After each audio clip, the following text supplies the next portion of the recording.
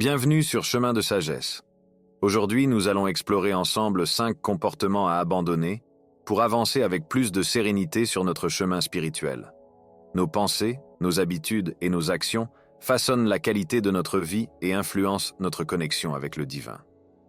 En modifiant certaines petites choses, nous pouvons non seulement améliorer notre bien-être, mais aussi mieux nous aligner avec nos objectifs spirituels. Alors, partons ensemble à la découverte de ces changements subtils mais puissants. Premier, libérer l'esprit des pensées négatives. Les pensées négatives sont comme des nuages lourds. Elles obscurcissent l'esprit et limitent notre capacité à avancer. Parfois, elles s'infiltrent subtilement, transformant des doutes passagers en chaînes mentales qui nous retiennent prisonniers. Lorsque ces pensées dominent, elles sapent notre motivation, altèrent nos relations et éloignent notre cœur de la sérénité spirituelle. S'attarder sur le pessimisme est une forme de déconnexion. Nous perdons de vue les bénédictions que nous avons déjà reçues et surtout, nous oublions que chaque épreuve cache une sagesse divine. Dans un tel état d'esprit, il devient difficile d'être réceptif aux signes de la grâce divine. La négativité agit comme une barrière qui bloque les bénédictions et voile la lumière intérieure. Le manque de confiance peut également éroder notre foi en la sagesse d'Allah, ce qui nous amène à voir les obstacles non pas comme des opportunités, mais comme des injustices. Pourtant, tout dans la vie, y compris les difficultés, fait partie d'un chemin de croissance.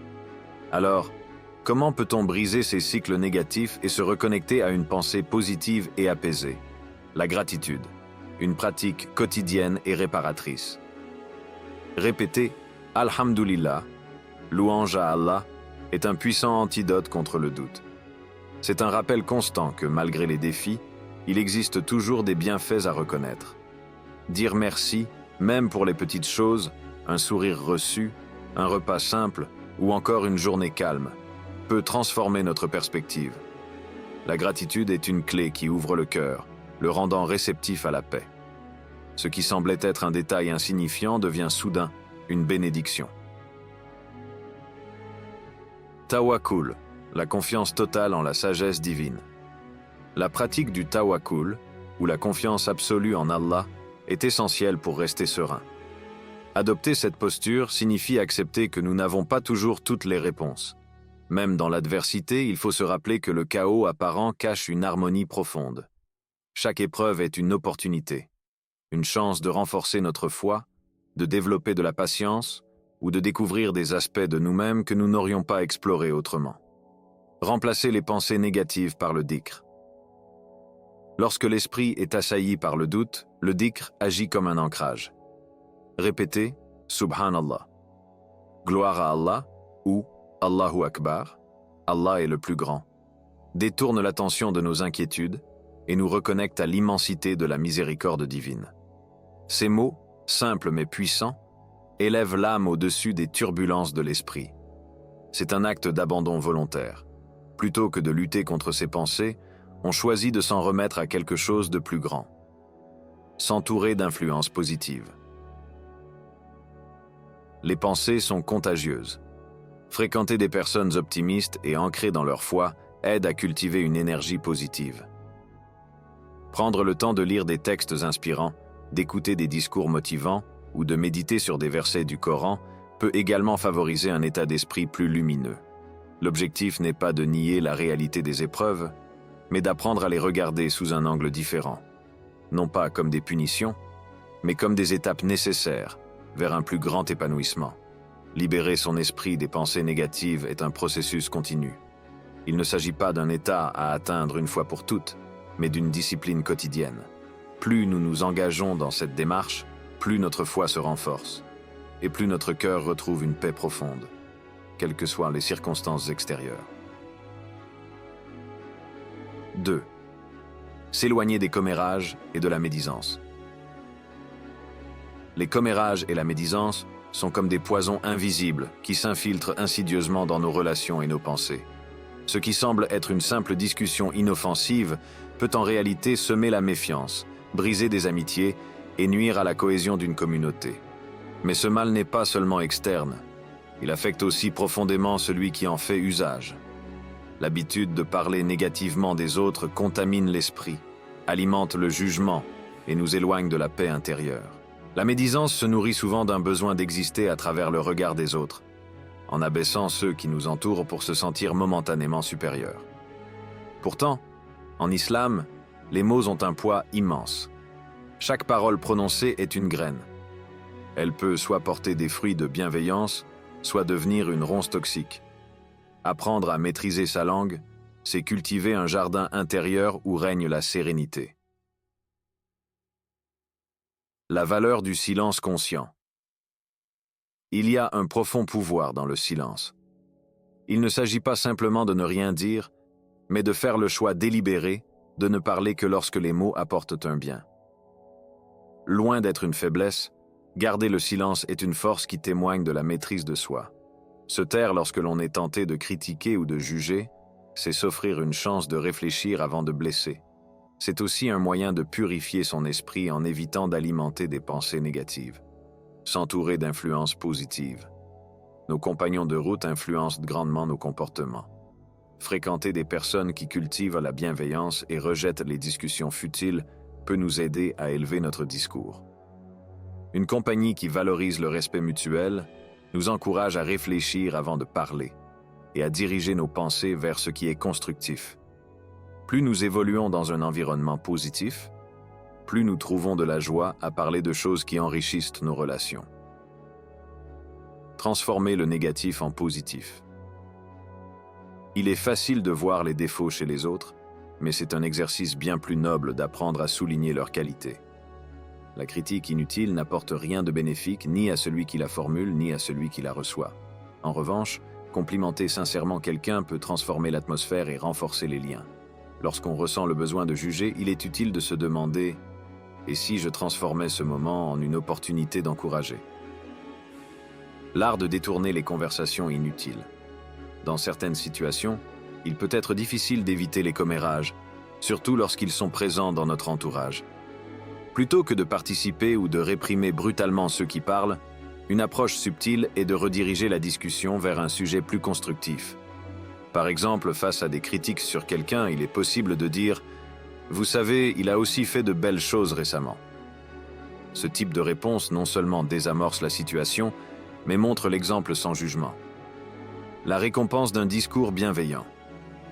Choisir de parler avec bonté et respect est un acte de foi. À chaque fois que nous retenons une parole blessante ou que nous orientons une discussion vers le bien, nous cultivons notre âme et renforçons notre connexion spirituelle. Le bien que nous semons dans nos mots revient toujours, sous forme de confiance restaurée, d'amitié solide et d'un cœur plus léger. Se détourner des commérages et de la médisance est une discipline exigeante, mais elle ouvre la voie à une vie intérieure apaisée et à des relations plus harmonieuses. En fin de compte, ce sont les mots que nous choisissons qui définissent la qualité de notre monde. Troisième, renforcer sa discipline face au temps. Le temps est une ressource précieuse, irremplaçable et pourtant éphémère. Chaque instant qui passe est une opportunité offerte par le divin, une chance de grandir, d'apprendre et de se rapprocher de ce qui compte réellement. Mais dans le tourbillon du quotidien, il est facile de se laisser piéger par la procrastination, les écrans et les distractions inutiles. La discipline face au temps n'est pas une simple question d'efficacité. Elle est un acte de gratitude, une manière de montrer que nous valorisons le cadeau de chaque journée. Équilibrer action et repos, l'art du juste milieu. La discipline ne consiste pas seulement à remplir nos journées d'activité. Il s'agit plutôt de trouver un équilibre sain entre effort et repos. Dans l'islam, la modération est essentielle. Trop d'actions sans pause mène à l'épuisement, tandis qu'un repos excessif engendre l'inaction. Il faut donc apprendre à alterner entre les moments de productivité et ceux de détente, sans culpabilité, en étant pleinement présent à chaque instant. Un emploi du temps bien équilibré comprend autant de temps pour les prières et les activités spirituelles que pour les responsabilités professionnelles et les loisirs. L'essentiel est de donner une intention à chaque moment. Même le repos devient une forme de préparation spirituelle et mentale si nous le vivons avec conscience. Définir des objectifs réalistes et motivants. Un quotidien structuré commence par la définition d'objectifs clairs et atteignables. Des objectifs trop ambitieux risquent de décourager, tandis que des tâches mal définies entraînent la procrastination. La clé est de fixer des objectifs à court terme. Que puis-je accomplir aujourd'hui? Et à long terme, où est-ce que je souhaite être dans un an? Chaque étape franchie, aussi petite soit-elle, nourrit un sentiment de progression et nous maintient motivés. Donner du sens à chaque moment, remplacer l'inutile par l'essentiel. Les activités en ligne, bien qu'attrayantes, peuvent rapidement devenir une source d'épuisement mental et de perte de temps. La solution n'est pas de rejeter ces distractions en bloc, mais de remplacer les moments gaspillés par des activités enrichissantes. Une simple promenade, la lecture d'un livre inspirant ou une prière en pleine conscience apportent bien plus de sérénité qu'une heure passée sur les réseaux sociaux. De même, la méditation et la pratique du dhikr, remémoration d'Allah, nous aident à recentrer nos pensées et à renforcer notre lien avec le divin. En trouvant ces petits moments d'éveil spirituel au cours de la journée, nous transformons le temps ordinaire en une source de bénédiction. S'investir dans la communauté pour donner du sens. L'engagement communautaire, comme le bénévolat ou la participation à des cercles d'apprentissage, est une manière puissante de se reconnecter à des actions qui ont un réel impact. Ces activités nous permettent non seulement de structurer notre emploi du temps, mais aussi de donner un sens profond à nos journées. Aider les autres, apprendre en groupe ou partager des moments significatifs renforce notre sentiment d'appartenance et nous éloigne de l'isolement souvent induit par les distractions numériques. Soutien mutuel et planification consciente. Il peut être utile de partager ses objectifs avec une personne de confiance ou un groupe pour recevoir du soutien et des encouragements.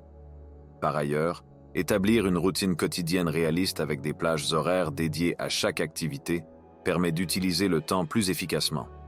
Une journée bien planifiée est une journée vécue pleinement, sans sentiment de regret ou de perte. La discipline face au temps est bien plus qu'une simple organisation. C'est un état d'esprit qui nous pousse à vivre chaque instant avec intention et gratitude. En structurant nos journées autour d'activités significatives et d'un équilibre sain entre action et repos, nous créons un quotidien aligné sur nos valeurs profondes et sur notre chemin spirituel. 4e, pratiquer le pardon et lâcher prise. Le pardon est une force intérieure qui libère l'esprit et allège le cœur. Porter une rancune, en revanche, revient à s'enfermer dans une prison invisible.